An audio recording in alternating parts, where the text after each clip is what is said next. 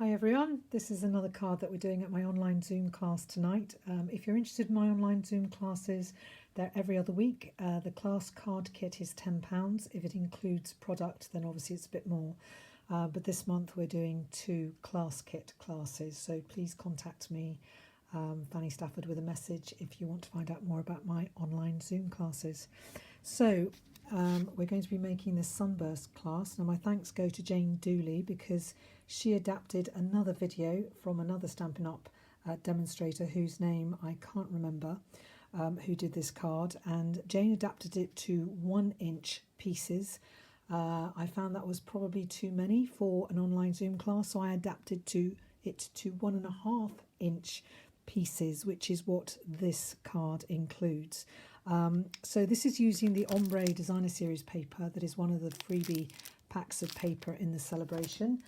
If you spend £45 before the end of February, for every £45 you get a free item. So there are 48 sheets in the pack.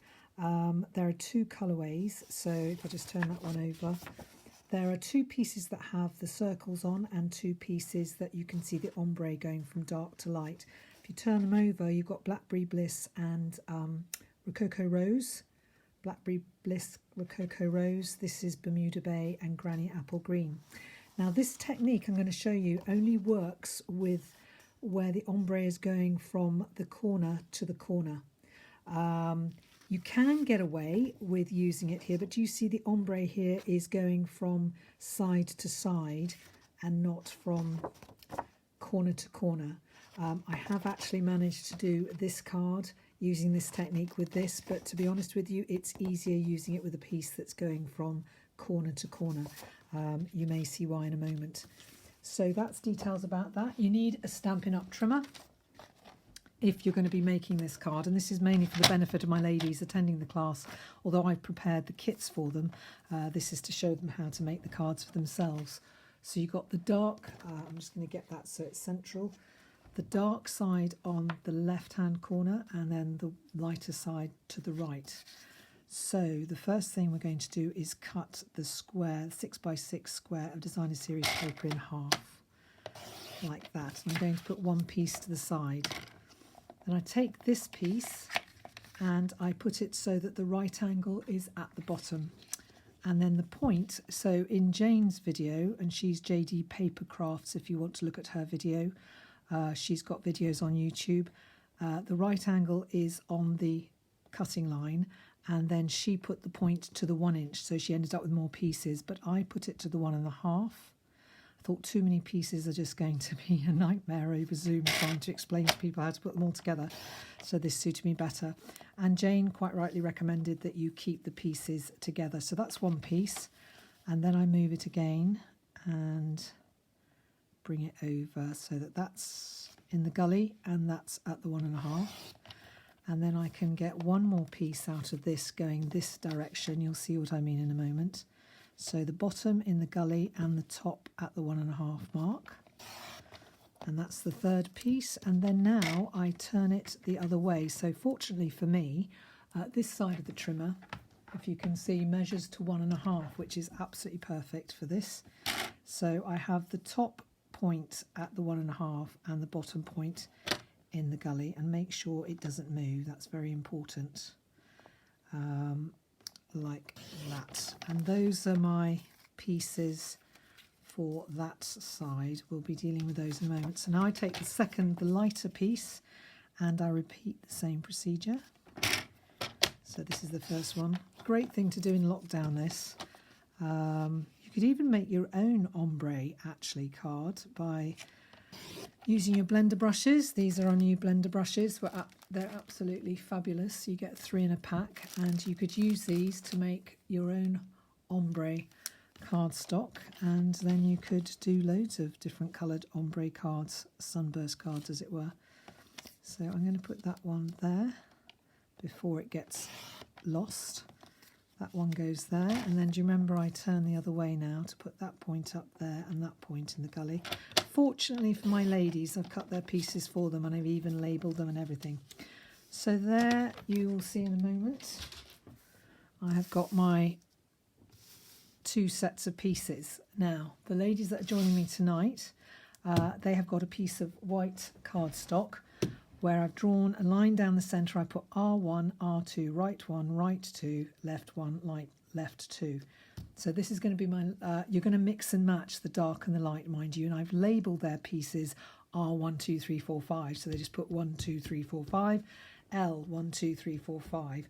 So hopefully they won't have any problems with this.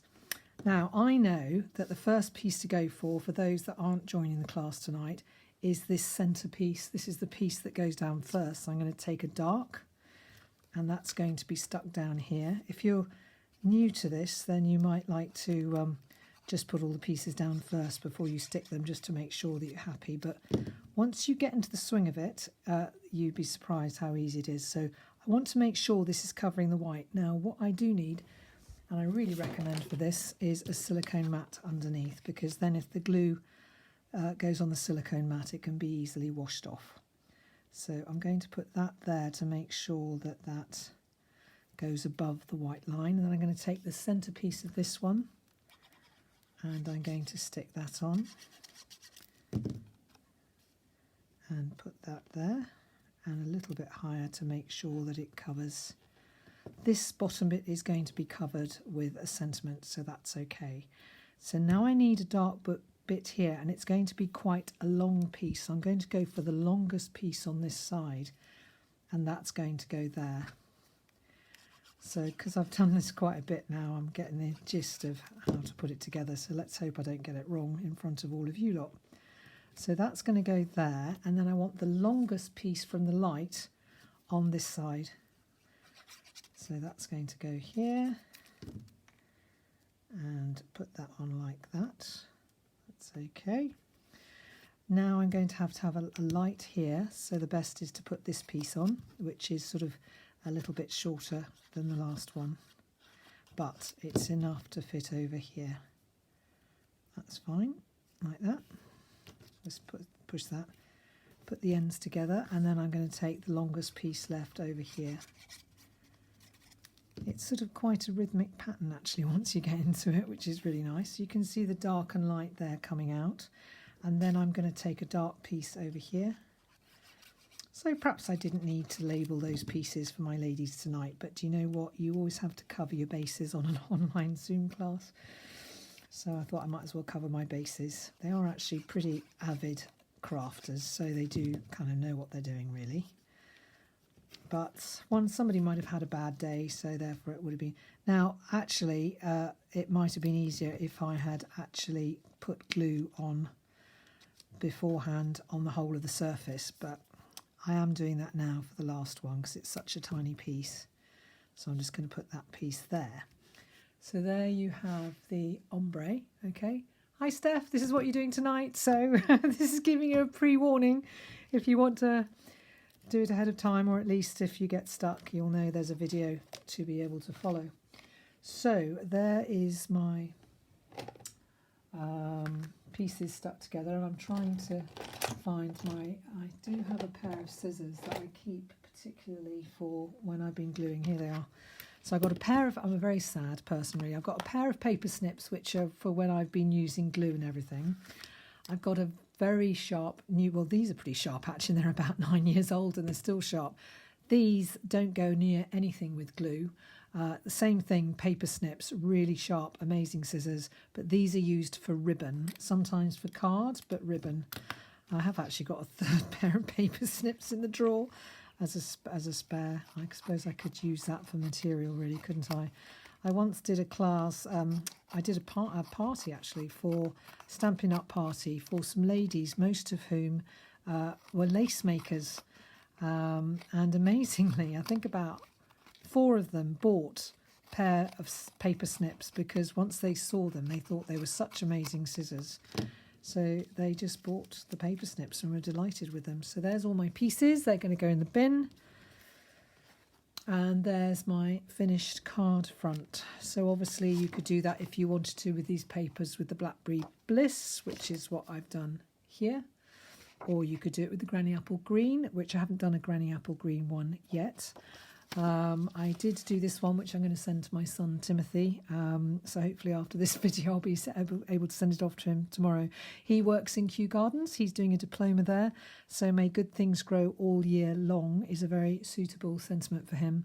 This is from Dragonfly Garden, and the B is from Garden Wishes, and I think that's from Dragonfly Garden as well.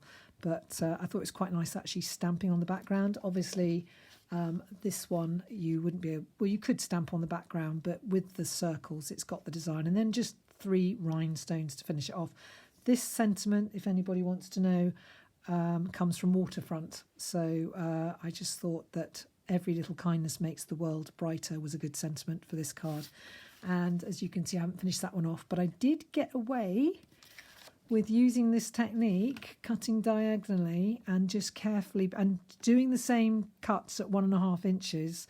And by mixing and matching, I actually managed, by using the ends of 2 pieces here, to get it like that. So you could actually manage to do it with this one if you're careful.